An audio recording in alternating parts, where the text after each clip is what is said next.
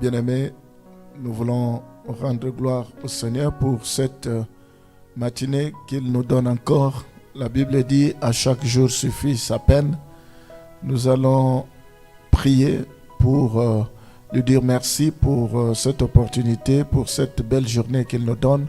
Nous allons prier pour recommander ce programme également entre ses mains. Seigneur, nous ne pouvons rien sans toi. La Bible dit, celui qui bâtit sans Dieu bâtit en vain. Nous voulons te dire merci, nous te sommes vraiment reconnaissants parce que beaucoup auraient souhaité avoir le souffle de vie, avoir la vie, mais n'ont pas pu. Si nous l'avons, ce n'est pas parce que nous valons plus que quiconque, mais c'est par ta grâce. Tu fais grâce à qui tu veux, tu fais miséricorde à qui tu veux. Nous te sommes infiniment reconnaissants. Sois loué pour cette journée. Nous voulons te bénir, nous voulons déclarer que c'est une journée d'allégresse, une journée de joie, une journée de succès, une journée couverte de toutes sortes de grâces. Nous voulons te recommander le début et la fin de ce programme. Dirige-nous, je prie pour que tu sois au contrôle, je demande la révélation. La Bible dit la lettre tue, mais l'esprit vivifie. Parle-nous, Seigneur, édifie-nous, sois loué, sois béni, au nom de Jésus. Nous t'avons ainsi prié. Amen. Nous allons lire Matthieu chapitre 6, le verset 24. Nul ne peut servir deux maîtres, car ou il haïra l'un et aimera l'autre, ou il s'attachera à l'un et méprisera l'autre. Vous ne pouvez servir Dieu et Mammon. On ne peut pas servir deux maîtres. Pharaon, c'était l'incarnation du diable. On ne peut pas se rallier à lui. On ne peut pas le servir et servir Dieu. Pharaon, c'était une divinité. Dieu a dit à Moïse, je te ferai Dieu devant Pharaon, parce que Pharaon était l'incarnation du mal, l'incarnation du diable. C'était une divinité. Et tout celui qui le servait ne pouvait pas servir un autre Dieu, ne pouvait pas servir l'Éternel Dieu des armées. Et Moïse, il a fait le choix par la foi. Oh mes bien-aimés, avec la foi, nous devons savoir prendre des grands risques. Moïse, il a pris des risques, mais c'était nécessaire. Dieu a honoré sa foi. Dieu ne l'a pas abandonné pour autant. Luc chapitre 9, le verset 23. Puis il dit à tous, si quelqu'un veut venir après moi, qu'il renonce à lui-même, qu'il se charge chaque jour de sa croix et qu'il me suive. Alléluia. Oui, nous voulons suivre Jésus, nous devons nous renoncer. Nous devons renoncer plutôt, qu'il se charge de sa croix. Personne ne peut suivre le Seigneur s'il ne renonce. Quand Zachée voulait suivre le Seigneur, non, je voulais parler de Bartimée. Quand il voulait suivre le Seigneur, il y avait ce manteau qui l'empêchait d'aller vers le Seigneur. Il a laissé tomber cela, il a abandonné cela. Qu'est-ce que tu as abandonné pour suivre le Seigneur? Nous devons savoir abandonner tout ce qui nous empêche de suivre le Seigneur. D'abord le Seigneur et le reste après. Philippiens chapitre 3, le verset 7 à 8. Mais ces choses qui étaient pour moi des gains, je les ai regardées comme une perte à cause de Christ.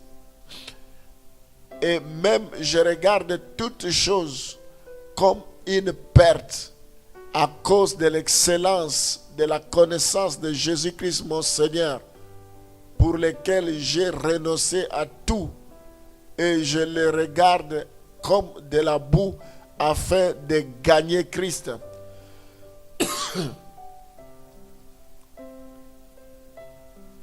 Nous voyons dans ce passage, Paul, tout ce qu'il était comme des intérêts, il regarde cela comme de la boue. Il a laissé abandonner cela à cause de la connaissance de Jésus-Christ. Oui, si nous connaissons Jésus, nous serons prêts à discerner ce qui est bon, ce qui est agréable et ce qui est parfait. Nous devons savoir faire un bon choix. Oui, mes bien-aimés, si nous abandonnons tout à cause du Seigneur, il ne nous décevra pas. Voyons, Paul, il a abandonné, regarde même ce qui était pour lui comme un gain. Il regarde cela comme de la boue. Il considère ça aujourd'hui comme de la boue à cause de la connaissance de l'excellent nom de Jésus. Oh, il est merveilleux, mes bien-aimés. Nous devons comprendre que il est plus que temps que nous puissions regarder vers la bonne direction, faire de bons choix. Si ils ont fait de bons choix, pourquoi nous ne pouvons pas faire de bons choix aujourd'hui? 2 Corinthiens chapitre 6, le verset 14 à 18. Ne vous mettez pas avec les infidèles sous un joug étranger. Car quel rapport y a-t-il entre la justice et l'iniquité? Ou qu'a-t-il de commun entre la lumière et les ténèbres? Quel accord y a-t-il entre Christ et Bélial? Ou quelle part a le fidèle avec l'infidèle? Quel rapport y a-t-il entre le temple de Dieu et les idoles? Car nous sommes le temple du Dieu vivant. Comme Dieu l'a dit, j'habiterai et je marcherai au milieu d'eux, je serai leur Dieu et ils seront mon peuple. C'est pourquoi sortez du milieu d'eux et séparez-vous, dit le Seigneur. Ne touchez pas à ce qui est impur et je vous accueillerai. Je serai pour vous un père et vous serez pour moi des fils et des filles, dit le Seigneur Tout-Puissant. Nous voyons ce passage, la Bible dit, quel rapport y a-t-il entre Christ et Bélial, entre Dieu et Satan, entre la lumière et les ténèbres? Il n'y a pas de rapport. Soit on appartient à Dieu, soit on appartient à Satan. Le juste milieu n'existe pas. Il dit, sortez du milieu d'eux et je vous accueillerai. Oui, mes bien-aimés, nous devons prendre des décisions. Nous devons prendre des décisions, même si cela nous coûte lourd, même si cela nous coûte, nous devons les prendre pour la gloire du Seigneur, à cause du Seigneur. Nous voyons ici que la balle est de notre côté. Dieu ne marche pas avec les ténèbres. La Bible dit, celui qui me suit ne marchera pas dans les ténèbres, il marchera dans la lumière. Nous devons marcher dans la lumière parce que nous sommes les enfants de la lumière. Donc Moïse, il a fait un bon choix. Il a renoncé, il marchait dans la crainte de Dieu. Le renoncement du croyant est motivé par son attachement à Dieu par la foi. Ce qui motive notre renoncement, c'est l'attachement que nous avons à Dieu par la foi. Tellement que Moïse était attaché à Dieu, il n'a pas hésité un seul instant. Pourquoi nous hésitons? C'est parce que nous ne sommes pas attachés à Dieu. C'est parce que nous ne connaissons pas encore ce Dieu-là. Nous voyons Daniel, malgré qu'on l'avait jeté dans la fournaise, il est resté fidèle. Malgré qu'on l'avait jeté plutôt dans la fosse au lion, il est resté fidèle, il persévérait. Le roi dit, oh Daniel, le Dieu que tu sers avec persévérance, t'a-t-il sauvé de la gueule du lion?